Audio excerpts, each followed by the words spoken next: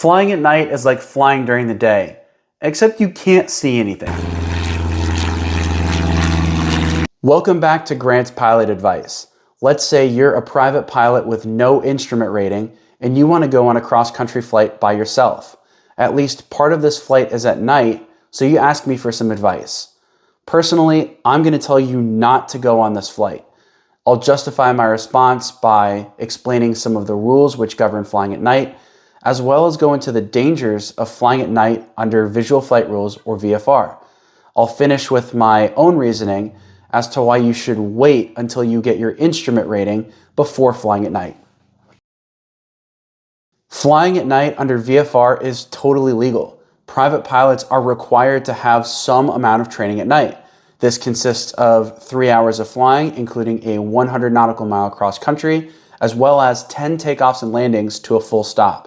However, there are some additional rules which must be followed. We are required to carry more fuel. Instead of the 30-minute fuel reserve for daytime, we must have at least 45 minutes of fuel reserve for flying at night. The airplane is required to carry additional equipment on board. Not only must we have the equipment for daytime VFR, we must also have equipment for nighttime VFR. This includes fuses, landing lights, anti-collision lights, position lights, and a source of electrical power. Weather minimums also increase in Class G airspace at night. During the day, we are required 1 statute mile visibility, and we must remain clear of clouds. At night, that visibility is 3 statute miles, and our cloud clearance is 1,000 feet above, 500 feet below, and 2,000 feet horizontal. Furthermore, our recent flight experience requirements are different. Our 3 takeoffs and landings, which must be accomplished every 90 days, must be done to a full stop. These landings also must occur between 1 hour after sunset to 1 hour before sunrise. The biggest danger of VFR flying at night is that it's dark outside, and we as humans are not optimized to function at night. Our eyes don't work as well at night as they do during the day, and the automatic response is to be tired and want to sleep, not fly an airplane.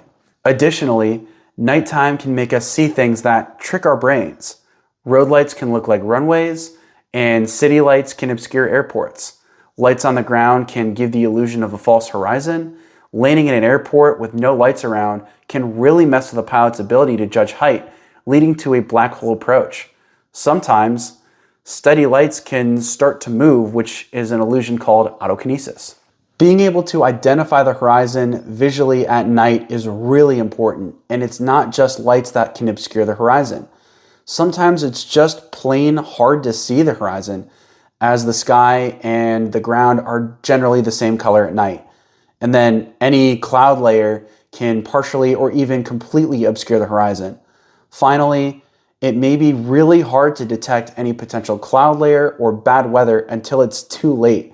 And trust me, the last place you want to be is in IMC at night with no instrument rating. As you can see, there are many things to consider when flying at night. This is why I would not recommend night flying until you get your instrument rating. You will learn all the skills necessary to fly an airplane solely by reference to the instruments, which will help you remain oriented when you can't see the horizon.